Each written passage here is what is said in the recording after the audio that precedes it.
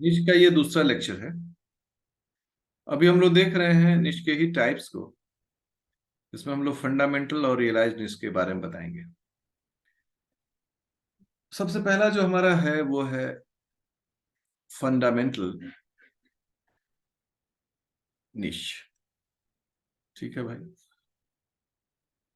ये हम कह सकते हैं कि जैसे हमने हैबिटेट को बताया था, ये इतना बड़ा एक एरिया है, एक एनिमल है जो हर जगह फैला हुआ है। करेक्ट। उसके बाद क्या हुआ कि इस सब जगहों में उसका दुश्मन पैदा हो गया, एनिमी, प्रीडेटर। उस एनिमी ने क्या किया, इसको खदेड़ दिया और ये एक एरिया में आके बस गया। इसका मतलब क्या है कि रहने को ये पूरा एरिया में रह सकता है, बट ड्यू टू प्रीडेटर्स ये एक एरिया में सिमट गया। तो जब कोई प्रीडेटर नहीं, यहां क्या हो गया, no predator, no struggle, no interaction, no competitive interaction. अगर ये सब ना हो तो वह एरिया हो गया फंडामेंटल नीच। ये एरिया क्या है, रियलाइज नीच। प्रीडेटर भी है यहां पर, है ना, स्ट्रगल भी है, कंपटीशन भी है। इसके कारण जिस एरिया में वो इन सब चीजों को महसूस नहीं कर पा रहा है और अच्छे से रह रहा है, ये हो गया, ये एरिया जो हो गया वो हो गया रियलाइज नीच। तो फंडामेंटल नीच को हम लोग सामान्यतः फिजियोलॉजिकल नीच भी कहते हैं, फिजियोलॉजिकल नीच। दूसरे शब्दों में लोग इसको प्री इंटरैक्टिव नीच भी कहते हैं। मतलब ये एक ऐसा एरिया है जहां पर कोई इंटरेक्शन नहीं, कोई चुनौती नहीं है। हम कह सकते हैं इसको कि absence, absence of interactions with other species, with other species. कोई चुनौती नहीं है। तो जितना जितना बड़ा जहान है, सब जहान उसका है, अपना पूरा उसमें सब जगह घूमेगा। ये संभव नहीं है, ऐसा संभव नहीं है। इसलिए लोग फंडामेंटल नीच को क्या बोलते हैं, यह एक हाइपोथेटिकल नीच है। हाइपोथेटिकल है मतलब ये कल्पनाशीलता के आधार पर बनाया गया कि एक ऐसा एरिया जहां पर किसी भी तरह के मुसीबत से ना मिले। हम लोग कोई भी दुनिया में है, माँ बाप हैं, बहुत तरह के रिश्तेदार हैं, जॉब है, हम लोग क्या कहते हैं कि एक बढ़िया जॉब मिल जाएगा, उफ हमारा स्ट्रगल खत्म हो जाएगा। लेकिन ऐसा होता नहीं है, सभी हाइपोथेटिकल होता है। हर दिन एक नई जगह।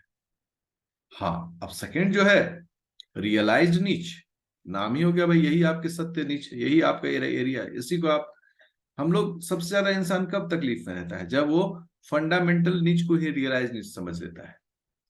तब जब उसको उस आधार पर नहीं मिल पाता है तो वो बर्दाश्त नहीं कर पाता है।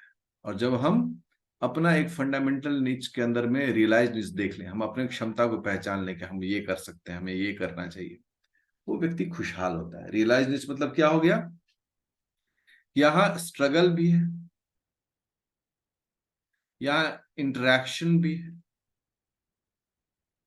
यहाँ प्रीडेटर भी है, यहाँ कंपटीशन भी है। अब इन सब के बाद जो एरिया, इन सब के बाद जो एन डायमेंशनल हाइपर वॉल्यूम नीच हो आपका, उसी को हम लोग कहेंगे ये रिलायंस नीच। बोलेंगे गुरु, रहने को तो आप पूरे एरिया में रह सकते हैं, लेकिन बाकी जगह आपको बहुत स्ट्रगल होगा। आप अपना एरिया पकड़ें एक। तो हर ने क्या किया, अपना एरिया पकड़ लिया। जैसे कि ग्रास लैंड है, ठीक है, ये ग्रास लैंड है। यहां से क्या है, यहां से फॉरेस्ट है, फॉरेस्ट है। इन सब का अपना अपना एरिया है, ठीक है। हो सकता है कि कुछ एरिया ग्रासलैंड का यहां तक आ जाए, एक आध फॉरेस्ट का ट्री यहां भी आ जाए, बट एकदम है कि ये इसका रियलाइज नीच है। किसी कारण से ये सारा फॉरेस्ट जो है, ये जो फॉरेस्ट एरिया है, जल गया, जल के राख हो गया या काट के हटा दिया गया। अब ग्रासलैंड क्या होगा? बढ़ जाएगा। इसका मतलब क्या था कि ग्रास को बढ़ने के लिए ये एरिया भी था। क्यों इतना ग्रूम कर पाया? बिकॉज यहाँ डेंस फॉरेस्ट है। किसी कारण से इस ग्रासलैंड में आग लग गया और बहुत दिनों तक यहाँ पर कोई घास का बहुत कुछ डेवलपमेंट नहीं हुआ। प्लांटेशन हो गया यहाँ पर, धीरे धीरे क्या हो गया, एक फॉरेस्ट लैंड डेवलप कर गया। Man made forest land develop करता है ना। वृक्षारोपण जब हम करते हैं तो बहुत सारे प्लेन एरिया में भी वृक्ष लगाकर उसे डेंस फॉरेस्ट बना दिया जाता है। तो इसका मतलब क्या है कि इस फॉरेस्ट को इस ग्रासलैंड में भी ग्रो करने की क्षमता है, इस ग्रास को भी इस फॉरेस्ट एरिया में ग्रो करने की क्षमता है। तो इस ग्रासलैंड के लिए ये पूरा एरिया क्या हो गया? ये पूरा एरिया हो गया इसका फंडामेंटल नीच, फंडामेंटल नीच। लेकिन चूंकि अपने एरिया में ही रिस्ट्रिक्टेड, इतना ही एरिया में है, ये इसका हो गया रियलाइज्ड नीच, रियलाइज्ड नीच। तो ये जो है फंडामेंटल और रियलाइज्ड नीच का डिफिनेशन और डिफरेंसेस। एक टर्म आता है निच विड्थ। जैसा मैंने कहा कि ये निच विड्थ कहें या फिर इसको निच साइज कहें, कितना बड़ा एक निच होगा।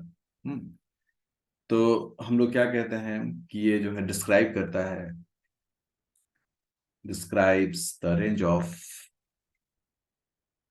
निच डायमेंशन, कितना बड़ा एरिया को उसने कवर किया है। Occupies, occupied by a species. अगर हम एक स्पीसीज के टर्म में ही जा रहे हैं तो कितना बड़ा एरिया उसने कवर कर रखा है। तो कोई भी ऑर्गेनिज्म हो, कोई छोटा बड़ा करके सबका अपना अपना अलग अलग मतलब अवेबिलिटी होता है। तो देखा गया, लोगों ने देखा, साइंटिस्ट ने देखा, ये जो स्पीसीज हैं इनको दो कैटेगरी हम कर सकते हैं, एक जनरलाइज्ड और एक स्पेशलिस्ट। जनरलाइज्ड मतलब हो गया जो सब जगह मिल जाए, कम या ज्यादा, कम या ज्यादा सब जगह मिल जाए। और स्पेशलिस्ट का मतलब हो गया खास, खास एरिया में। ठीक है। अब जनरलाइज्ड वाले को कौन सी ऐसी खास बात है कि सब जगह मिल जाएंगे? तो इनका होता है, इनका बहुत बड़ा रेंज होता है, इनका ब्रॉड नीच होता है, ब्रॉड निच साइज होता है इनका।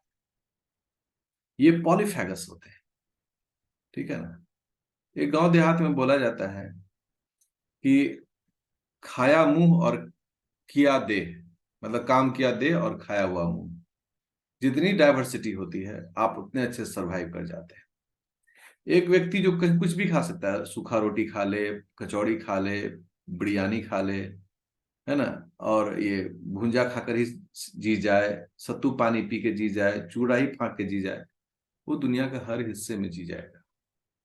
एक आदमी जो हर तरह का काम कर सकता है, कोई काम को छोटा बड़ा नहीं समझता है, सफाई का काम मिलेगा वो भी कर लेगा, ऑफिस का काम मिला वो भी कर लिया, है ना, वो मतलब खाना बनाने का काम मिला वो भी कर लिया। आप गारंटी समझिए जनरलाइज्ड है, ये सबसे बेस्ट सर्वाइव्ड है, पॉलीफेगस। स्पेशलाइज्ड मतलब क्या हो गया? खास, कि नहीं हम तो सिर्फ रोटी और आलू भुजिया ही खाएंगे, अगर कहीं नहीं मिला तो भूखे रह जाएंगे, मतलब हम खत्म हो जाएंगे। सो ये सबसे बढ़िया जनरलाइज जो होता है ये, और इनका टॉलरेंस भी ज्यादा होता है। और ये क्या होते हैं? इनका लो टॉलरेंस होता है, लो टॉलरेंस। ठीक है ना। इन पर हमेशा क्या होता है? थ्रेट होता है, थ्रेट। Narrow, narrow survival. इनका सर्वाइवल एरिया भी क्या होता है? बहुत कम होता है। ऐसे ऐसे जीव जो होते हैं ना, ये कभी भी खत्म हो जाएंगे। जैसे आप लोग पढ़ते होंगे IUCN list, red data book, green data book. तो आखिर किन एनिमल्स को हम लोग मानते हैं कि वो वल्नरेबल हो गया या फिर वो खत्म होने के कगार पर है? तो हम लोग मानते हैं जिस एनिमल ने जनरलाइज्ड अपने आप को स्पेशलिस्ट बना लिया, या जिस प्लांट ने जनरलाइज्ड अपने आप को स्पेशलिस्ट बना लिया, उसका खत्म होने का चांस ज्यादा है। घास क्यों खत्म नहीं होता है? क्योंकि घास कहीं भी हो जाता है ना। अब एक ग्राफ द्वारा इसको जो है ना रिप्रेजेंट किया गया, देखिए। हाँ, अब इसमें एक्स एक्सिस क्या है भाई? एक्स एक्सिस है निच डायमेंशन, निच डायमेंशन। वाई एक्सिस है रिसोर्स यूज, कौन कितना रिसोर्स यूज कर रहा है, रिसोर्स यूज, यूज। ओके, अब देखिए ग्राफ कैसे ड्रॉ हो रहा है। कैसे ड्रॉ होगा? ड्रॉ होने के लिए मेरे पास कुछ स्पेशल नहीं है, ठीक है। देखिए,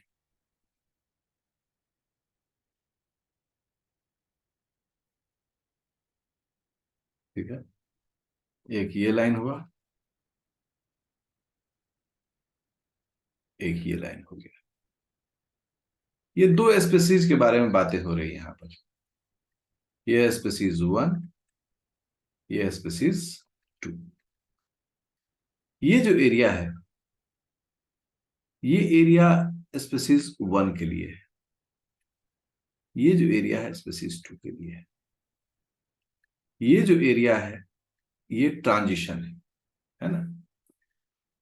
तो हम लोग ये लिख रहे हैं नीच ब्रेथ ऑफ स्पेसीज वन, ठीक है भाई। इसको लिख रहे हैं नीच ब्रेथ ऑफ स्पेसीज टू। और ये जो एरिया इसको हम लोग क्या बोल रहे हैं? नीच ओवरलैप, ठीक है, नीच ओवरलैप है, ठीक है। अभी अगर आप गौर करें तो दोनों का बराबर पोजीशन है, दोनों का स्टेटस बराबर है। अगर आधा कर दें तो आधा आधा दोनों यूज करें, मतलब इक्विलिब्रियम स्टेटस में दोनों एक दूसरे को यूज करता है। इसी ग्राफ में थोड़ा सा बदलाव कर दें तो चीजें बदलनी शुरू हो जाएंगी। देखिए, एक्स एक्सिस वाई एक्सिस वही है, निच डायमेंशन, रिसोर्स यूज। और अब आप देखें कैसे ये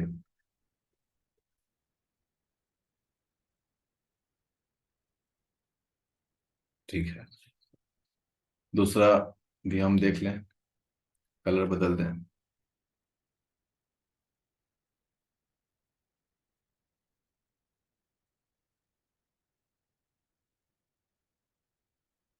अब आप जब इस तरह का ग्राफ देखते हैं, ये स्पेसिस वन के लिए है, ये स्पेसिस टू के लिए है।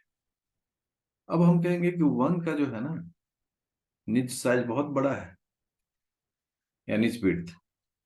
टू का स्पेसिस टू का नेट विड्थ कम है, और ये जो है निच ओवरलैप है। लेकिन वन जो है वो ज्यादा ब्रॉड एरिया को कवर कर रहा है, ये बहुत छोटे छोटे एरिया कवर कर रहा है।